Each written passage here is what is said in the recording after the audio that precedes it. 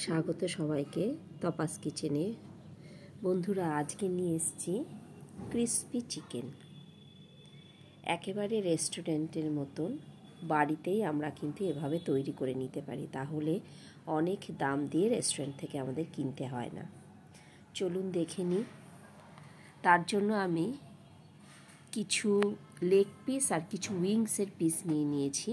এগুলোকে আমি পরিষ্কার লবণ জলে ভিজিয়ে রেখেছি আধ ঘন্টা। এবার লবণ জল থেকে তুলে নিয়ে ভালো করে ধুয়ে নিলাম 3 থেকে 4 বার। ধুয়ে নেওয়ার পর ওটাকে ভালো করে একটা টাওয়েল দিয়ে মুছে নিলাম শুকনো করে। এবার এটাকে ম্যারিনেট করব। একটা পাত্রে নিয়ে নিয়েছি লবণ, রিফাইন্ড অয়েল 2 চামচ। এবার সব কিছু আমি পাউডার ইউজ করব।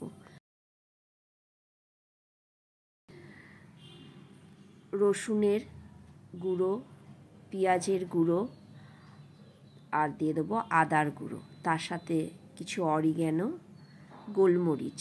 আপনাদের কাছে যদি এই পাউডারগুলো না থাকে অবশ্যই আপনারা পেস্ট ইউজ করতে পারেন।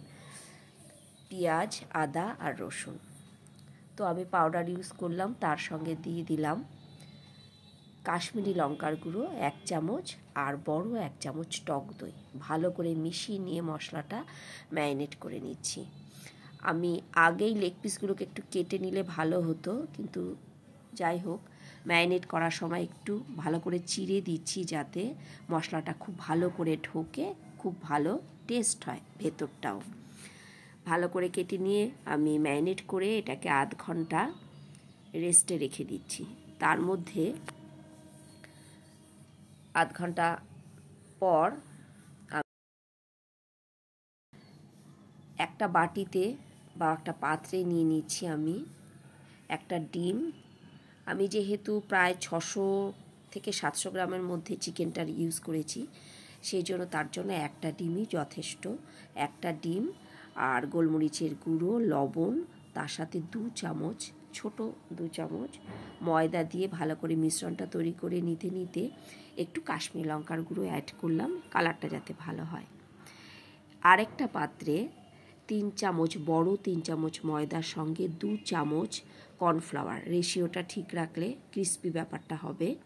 2 চামচ কর্নফ্লাওয়ার, তার সঙ্গে গোলমরিচের গুঁড়ো, লবণ, মিক্সড হার্বস দিয়ে দেবো, আর দিয়ে দেবো পেঁয়াজ, আদা, রসুন সব কিছুর শুকনো পাউডার, যেটা আগেও আমি ম্যারিনেশনে ইউজ করেছি। সমস্ত পাউডার দিয়ে দেবো, আর দিয়ে দেবো যেটা সবচেয়ে এসেনশিয়াল, সেটা হচ্ছে একটা চাট মশলা একটু দিয়ে দেবেন, তাহলে খুব টেস্ট হবে। আর দিয়ে দিচ্ছি অরিগ্যানো। দিয়ে ভালো করে এই কর্নফ্লাওয়ার আর ময়দার মিশ্রণটা তৈরি করে নিলাম। একটু বেকিং পাউডার দিয়ে দিচ্ছি 1/4 চামচ। এগুলো সবই ক্রিসপিনেস আনার জন্য। আর অল্প লবণ দিয়ে ময়দার এই মিশ্রণটা তৈরি করে নিলাম। একটু কাশ্মীরি লঙ্কার গুঁড়োও দিয়ে দিচ্ছি। কাশ্মীরি লঙ্কাটা ইউজ করা হচ্ছে একটু কালারটা ভালো আসার জন্য, কারণ আমরা ঘরে যখন তৈরি করব তখন ফুড কালারটা না ইউজ করাই ভালো, কারণ রেস্টুরেন্ট বা বাইরে সব জায়গাতেই কিন্তু ফুড কালারটা ইউজ হয়। ওটা অ্যাভয়েডের জন্য কাশ্মীরি লঙ্কার ইউজটা সব জায়গাতে করছি। এবার লেগ পিস, ম্যারিনেট করে রাখা লেগ পিস নিয়ে ডিমের ব্যাটারে ভালো করে মাখিয়ে নিয়ে এবার ময়দার মিশ্রণে ভালো করে কোট করে নেব। ময়দার মিশ্রণে কোট করার সময় বেশ চেপে চেপে কোট করে এক্সট্রা যে ময়দাটা থাকবে সেটাকে ঝেড়ে তারপর লেগ পিসটাকে নিয়ে নিতে হবে।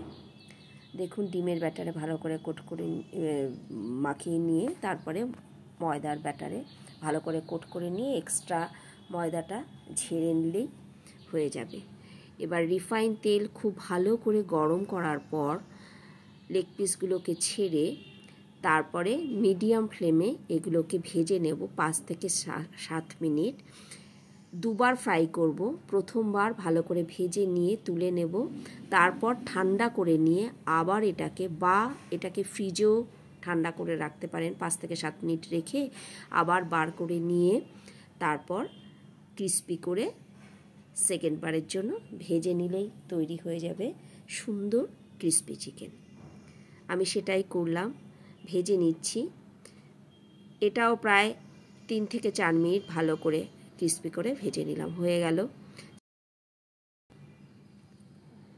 এইভাবে তৈরি করলে দেখবেন ভীষণ টেস্ট হয়, একদম রেস্টুরেন্টের মতন।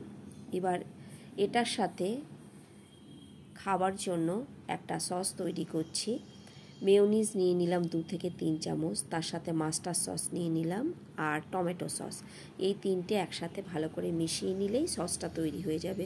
অসম্ভব টেস্ট লাগে এইভাবে এই ক্রিস্পি চিকেনটা যদি আপনারা পরিবেশন করেন। চলি, ভালো লাগলে করবেন, করে কমেন্ট করবেন আপনাদের কেমন লাগলো।